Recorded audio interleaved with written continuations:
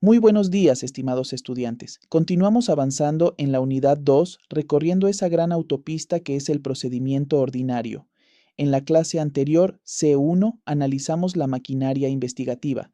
Vimos la diferencia fundamental entre la fase exploratoria, la investigación previa, donde buscamos a un sospechoso, y la fase formal, la instrucción fiscal, donde investigamos a un procesado.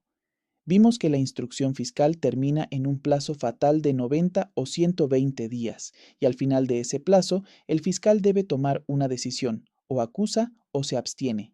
Hoy vamos a analizar qué pasa después de que el fiscal decide acusar.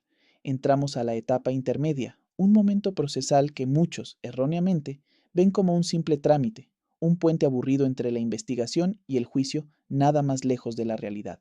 La etapa intermedia, materializada en la audiencia preparatoria de juicio, artículo 601 del COIP, es, en mi opinión y en la de muchos doctrinarios, el filtro de control de legalidad más importante de todo el sistema penal ecuatoriano. Es el control de calidad del trabajo que hizo el fiscal. Su propósito no es encontrar al culpable, su propósito es depurar el proceso, es decidir si el caso merece ir a juicio. Piénsenlo como un control de aeropuerto riguroso. El fiscal, C1, ha pasado meses empacando una maleta, que es su investigación. La audiencia preparatoria es el escáner de rayos X, y el juez de garantías penales es el oficial de seguridad que va a revisar esa maleta, ítem por ítem, antes de dejarla subir al avión, que es el juicio. Este filtro evita juicios innecesarios, juicios costosos para el Estado, y sobre todo, juicios basados en pruebas obtenidas ilegalmente. Una vez que el fiscal presenta su acusación, el juez de garantías penales nos convoca a todos, al fiscal, al procesado y su defensa, que es obligatoria, y a la víctima, que puede estar con su abogado como acusador particular. Esta audiencia, que es oral y contradictoria, tiene una estructura lógica, y cada fase se cierra, es preclusiva. La primera fase de la audiencia es el saneamiento procesal, artículo 604. Antes de discutir siquiera si el procesado es culpable o inocente, el juez pregunta, ¿hay algún error formal que anule este viaje? Es el momento de la defensa para levantarse y decir, señor juez, pido la nulidad de todo lo actuado. ¿Por qué? Porque en la instrucción fiscal, C1, no se le permitió a mi cliente tener un traductor. O, señor juez, usted no es competente para este caso. Esto ocurrió en Guayaquil, no en Quito. O señor juez, se violó el debido proceso porque la prueba clave se obtuvo en un allanamiento sin orden judicial. El juez actúa como un cirujano. Debe analizar estos tumores procesales, vicios de procedibilidad, competencia, nulidades y extirparlos. Si la nulidad es grave, el proceso puede regresar a etapas anteriores o anularse por completo.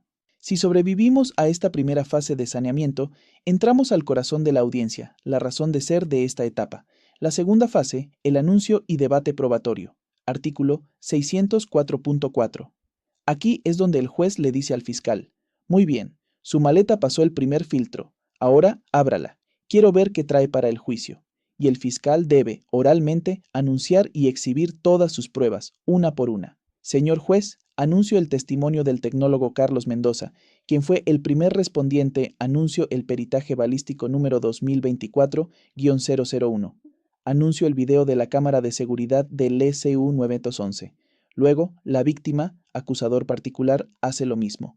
Anuncio el testimonio de la víctima y el peritaje psicológico de daño moral. Y finalmente, la defensa hace su anuncio. Anuncio el testimonio del ciudadano X, que probará mi coartada, y anuncio este peritaje de audio y video que demuestra que el video de fiscalía está editado. Y aquí viene lo crucial, el debate contradictorio sobre la admisión y exclusión. La defensa, al escuchar que el fiscal anuncia la confesión del procesado, se levanta y dice, objeción, señor juez, solicito la exclusión de esa prueba con base en el artículo 454.6 del COIP. Esa supuesta confesión fue obtenida en el patrullero, sin la presencia de su abogado, violando el derecho a la defensa y a la no autoincriminación. C1 de unidad 1. Es el fruto del árbol envenenado. El juez escucha a las partes y decide. Si la defensa tiene razón, el juez excluye esa prueba. ¿Qué significa excluir? Significa que esa prueba muere, carecerá de toda eficacia probatoria, no podrá ser mencionada, ni leída, ni vista en la audiencia de juicio. C3. El juez es el filtro que limpia la investigación de toda prueba ilegal. Y un error común que deben evitar, un error que he visto costar casos, la prueba sorpresa. En el sistema antiguo, los abogados se guardaban unas bajo la manga para sorprender a la otra parte en el juicio. En el sistema acusatorio actual, eso es legalmente imposible. El principio de oportunidad, artículo 454.1, y la jurisprudencia de la Corte Nacional, oficio 716-2023-P-CNJ, son taxativos. La totalidad de la prueba debe ser anunciada en esta audiencia preparatoria. Si usted, sea fiscal o defensor, se guardó un testigo clave y no lo anunció, ese testigo no podrá declarar en el juicio. El principio de preclusión cerró esa puerta. La Corte Nacional ha dicho que solo la prueba anunciada aquí puede practicarse en el juicio. No hay sorpresas. El juicio debe ser un debate leal, con las cartas sobre la mesa. Finalmente, llegamos a la tercera fase, los alegatos y la decisión. Una vez que el juez sabe qué pruebas ilegales se van y qué pruebas legales se quedan, escucha el alegato final. El fiscal dirá: con la prueba admitida, es evidente que hay fundamentos para el juicio. La defensa dirá: señor juez, usted acaba de excluir la única prueba que tenía el fiscal, la confesión ilegal. Sin eso, su acusación es débil. Solicito el auto de sobreseimiento. El juez se retira a deliberar y toma la gran decisión que bifurca el proceso.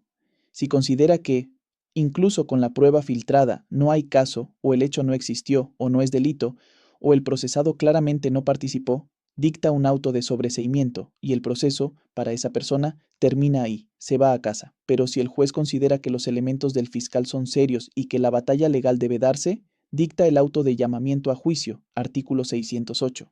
Este auto es la puerta de entrada al juicio, C3. Es la decisión final del juez de garantías penales, y en él debe constar la lista exacta de las pruebas que admitió. Esa lista es el guión sagrado e inmodificable del juicio. Permítanme tomar unos minutos adicionales, unos 10 minutos más, porque el tema que acabamos de ver, la etapa intermedia, es tan crucial que merece una profundización. La clase anterior fue el resumen perfecto, el qué se hace.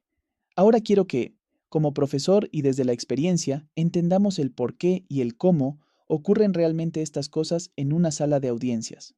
Volvamos a la primera fase de la audiencia preparatoria, el saneamiento procesal. Yo les dije que aquí se debaten los vicios y nulidades, pero ¿qué significa eso en la práctica? Significa que la defensa del procesado se va a convertir en un cirujano forense de la instrucción fiscal, C1, que acaba de terminar va a buscar con lupa cualquier error del fiscal o de la policía. Y aquí es donde su trabajo como tecnólogos o primeros respondientes será analizado. ¿Qué va a alegar la defensa? Va a decir, por ejemplo: señor juez, pido la nulidad de todo lo actuado porque, como consta a fojas 30, la instrucción fiscal, C1, duró 121 días. El artículo 592 del COIP es claro, el plazo máximo ampliado es de 120 días. Ha caducado la etapa, todo lo actuado después del día 120 es nulo, y por ende mi cliente no puede ser llamado a juicio. O va a decir: señor juez, pido la nulidad porque, como consta en el parte, la formulación de cargos se hizo sin que mi cliente tenga un abogado, violando el derecho a la defensa, C3 de la unidad 1. O, y esto lo he visto, señor juez, pido la nulidad porque el fiscal, violando el artículo 444, delegó la versión del procesado a un agente de la Policía Judicial, C2 de la unidad 1, lo cual es un acto personalísimo e indelegable. He visto casos de asesinato, con pruebas contundentes, anularse en esta etapa no porque el procesado fuera inocente, sino porque el procedimiento, la investigación, estuvo tan mal hecha que violó el debido proceso. El juez de garantías penales, el filtro, tiene la obligación constitucional de frenar un proceso que nació viciado. Pero supongamos que el fiscal hizo bien su trabajo en C1 y sobrevivimos a la fase de saneamiento. Entramos al verdadero corazón de la audiencia, lo que realmente define el juicio, el debate probatorio. Aquí, les dije, se anuncia la prueba, pero el debate no es solo yo anuncio esto y tú aquello. El debate es una batalla técnica sobre qué puede entrar al juicio. Y aquí, como profesor experto, debo enseñarles una distinción técnica clave que no todos manejan, la diferencia entre exclusión probatoria y rechazo probatorio. La exclusión es el arma más poderosa. Se excluye la prueba que es ilícita o ilegal. La prueba ilícita es la que viola la Constitución, el fruto del árbol envenenado que vimos. El ejemplo clásico, la confesión sin abogado, o la droga encontrada en un allanamiento sin orden judicial. La prueba ilegal es la que viola la ley procesal. ¿Y aquí dónde entran ustedes? en la cadena de custodia, que veremos en la unidad 3. Si ustedes, como primeros respondientes, contaminaron la escena, no embalaron bien el arma, rompieron los protocolos de cadena de custodia, el abogado defensor traerá a su propio perito en esta audiencia, C2, y dirá: señor juez, pido la exclusión del arma de fuego. No hay certeza científica de que esa arma que el fiscal anuncia sea la misma que se encontró en la escena, porque el tecnólogo Mendoza rompió la cadena de custodia. Si el juez le da la razón, el arma, la prueba reina, muere. No se la podrá mostrar al tribunal de juicio.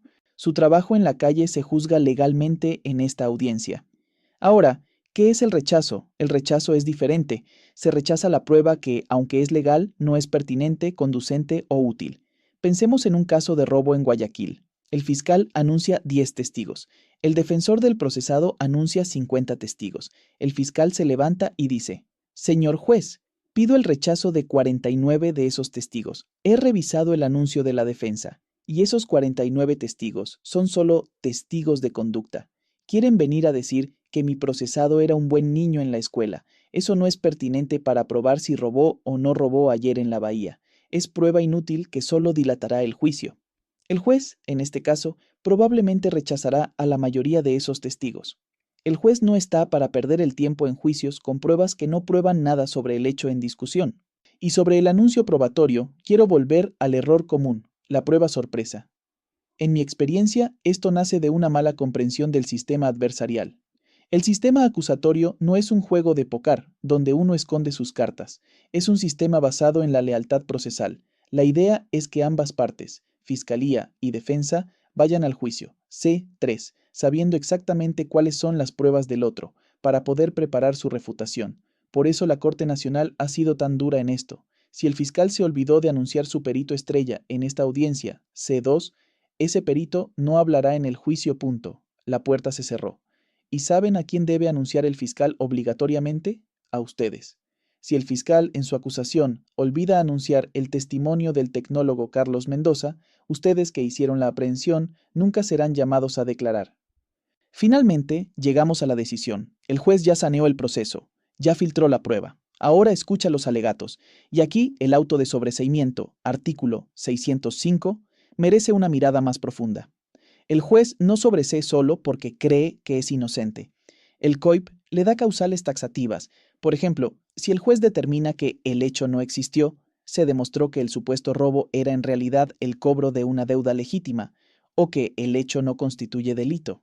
El hecho sí pasó, pero la conducta es atípica, como el caso de vestir inapropiadamente que vimos en la unidad 1, o, la más común, que no existen elementos de convicción suficientes para presumir su participación. Si el juez, después de excluir la confesión ilegal y el arma por cadena de custodia rota, ve que al fiscal solo le queda un testigo referencial, dirá: fiscal, con esto no podemos ir a un juicio, es una pérdida de tiempo. Y dicta el sobreseimiento. Es la victoria más grande de la defensa, es el fin del proceso. Pero, ¿y si el juez dice lo contrario? Si dice: fiscal, le excluyo la confesión, pero le admito el video del SIU 911, le admito el testimonio del tecnólogo Mendoza y le admito el testimonio de la víctima. Con eso, sí hay fundamentos serios. Entonces, dicta el auto de llamamiento a juicio. Y este auto, señores, es el documento más importante para la siguiente etapa, C3. Es el ticket de avión. El tribunal de juicio, C3, no puede juzgar nada que no esté escrito en ese auto. El auto delimita exactamente el hecho por el cual se lo juzga, identifica a la persona y, crucialmente, adjunta la lista de pruebas admitidas. Ese auto de llamamiento a juicio es el guión sagrado e inmodificable de la siguiente etapa. En conclusión, la etapa intermedia es el gran filtro. Es donde su trabajo como primer respondiente es atacado o validado legalmente. Es donde el juez decide si su actuación en la calle fue lo suficientemente limpia para merecer un juicio. Como ven, la etapa intermedia no es un trámite, es el campo de batalla técnico y jurídico más importante, donde se decide si hay juicio y con qué armas, pruebas, se va a pelear. Es el último y más poderoso filtro de la legalidad. Bien, para dar por terminada la sesión del día de hoy, les quiero recordar que deben revisar todas las actividades que se encuentran cargadas en el aula virtual y deberán realizarlas en el tiempo establecido. No se olviden que uno de los requisitos para aprobar el curso es que deben tener todas las actividades completas.